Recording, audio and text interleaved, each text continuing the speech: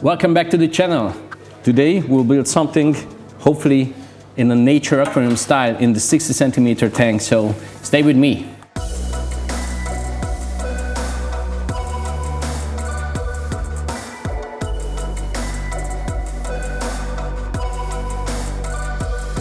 Where is the ideas coming from? Actually, when I look around the gallery, somehow the nature aquarium style, the original kind of style from Japan is missing. When I was more active on the aquascaping events, I built also a stone layout, kind of like an iwagumi. I wouldn't call it iwagumi, but a real mountain range. And I find it when you're in initial weeks, you're growing the plants and you're trying to reach the peak of your layout, and after that, not much change. I like more the layouts which is dynamic, changing a bit. The plants are showing new forms, shapes. I see more diorama style scapes here. The nature aquarium is less about the hardscape, I would say. The plant itself is giving the final result, the final look of the layout. So the goal is to use some classical plants and use ironwood, use a few stones and build something with it. With an aquarium like this, it's always good to have a good base for the plants, the plant roots, especially with those type of plants which is picking up the nutrients more from the substrate. We're using mainly lean fertilizers, and with lean fertilizers you have low nitrates, low phosphates as well. So these type of substrates are really useful in the first few months. The original idea is that to use some small foreground plants, some larger plants and moss in a midground, will not have a sand path. The overall look need to look good on camera or in person, and it's not about the super tiny small details. So we let the plants just grow. Some nutrient capsules on the Amazonia, so it's much easier to start with the soil.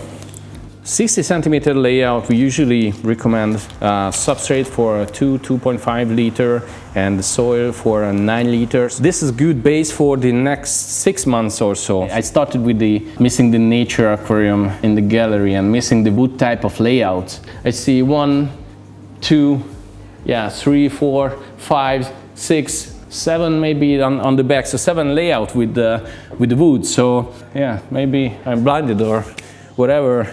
The gallery is continuously changing, and we had a ton of 60 centimeter layout on the channel. So it's an evergreen content. You can check back and you can see how they are built. Maybe, I think we also have a playlist. I just put in some stones for the base.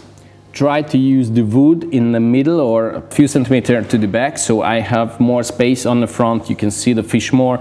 And for the stones, it doesn't have to be fancy. It's just helping you to keep the wood in place. Yeah, just look at that. Simple things. If you use nice planting, you're done. And you don't need to worry about too much. So it doesn't have to be complicated all the time. If you put in things in a smart way, your layout becomes three-dimensional. The guys told me that my hands are visible and I have some scars. Sometimes we have some disagreement with the video production. So you need to be hard. You need to be the person to tell that it's just not working, guys. And yeah, sometimes I need to use my hands. So that's all. So please don't worry about that. If I can give one tip that for the beginner, that would be it. If there's a foreground pan, make sure you have enough substrate on the front. Otherwise, you will have very hard times. We need a bit more soil to the foreground because otherwise I couldn't plant the Hemianthus cuba. Ta-da! So the plants are here on the desk. We want to have a nicer look from the beginning. If you are at home, you probably can work with half of this plant, even with less, and you have time to grow them. Before I jump into the planting, I need to glue some decorations just to make sure they are staying in place. Simple paper towel, liquid super glue, and you can fix the wood on some of the points of the layout. We could use a stone piece to keep everything down.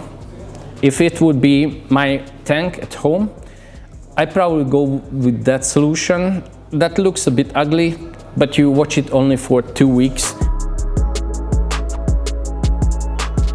Before the gluing trend, we always tied the moss to the decorations and the wood, and we've used moss cotton, we used ritual line, and of course fishing line. I could trim the moss shorter before applying to the wood. That would be probably the best. That would give the best result. And now we can put it back in place. In some places I couldn't use ties, of course. There we can still use the gluing method. The gel type of rapid glue is better. The point is to do something similar like you see in a forest. So when trees are kind of like falling and use some moss covered wood.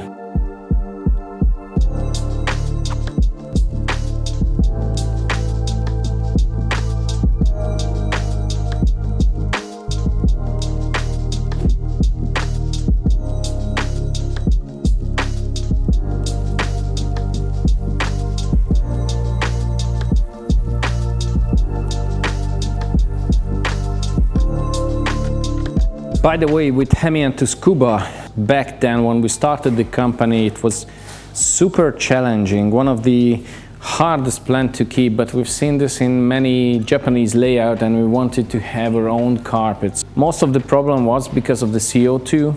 So even if you injected CO2 to the aquarium, CO2 wasn't enough on the carpeting levels. You can go with an inline diffuser or a CO2 reactor that's enriching the water in a much efficient way.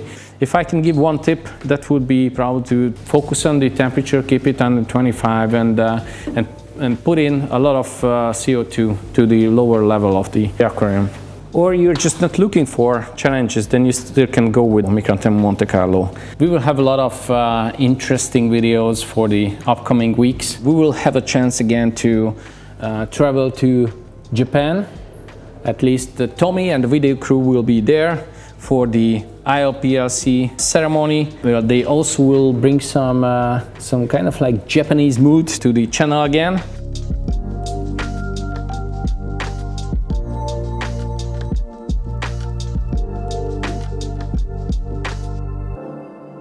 You can remove this way, keep the plants, slowly pull out from the rock wool. So this way the roots are not damaging.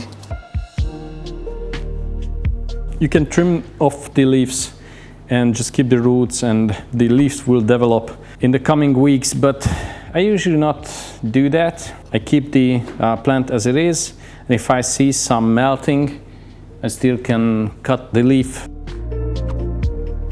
Very slow growing plant, but when it starts to grow really, it could ruin an aquarium like this. Probably the best idea to keep as it is now, and later on just trim off the leaves to keep it compact and not let it really conquer everything. This one is a 10 centimeter high grass. You can have a shorter one like the Pusilla or the Acicularis mini or Parvula. Last night I was out with Aaron in a pub, and we wanted to do a quick survey about the aquarium styles. Everyone said that Iwagumi because they heard about Tommy, so we had to do it justice.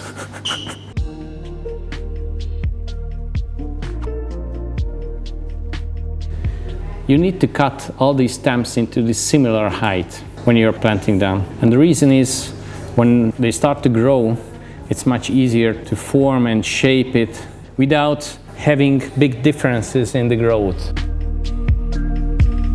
Please make sure if you're taking our tips about the substrate, you also considering that you're planting heavily. You're not mixing this, so you have a nutrient-rich substrate, and you just put in a few pot of plants that surely will lead to issues. Algae will come.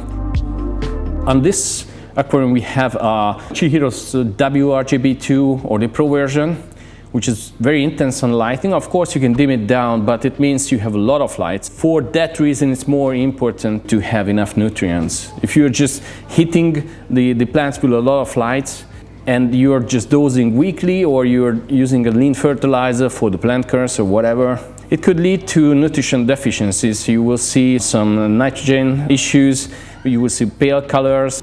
Mini tripartita will be a nice addition. If we put this into the floor level in some spots, then it could add in some interesting textures to the layout. Ta-da! I think we finished with the layout and planting and everything, and if I want to fix something, then probably I would add in some more Cuba. We just need to wait a few more weeks for the plants to develop. What happened with your hand? I'm going to pick up a small package with an electric scooter, and even riding with 10 km/h, I've fallen off the scooter. So that's all for today. Hope you guys liked this quick build. I hope you will try to build something similar in the future. Thanks for watching, and see you next week. Bye.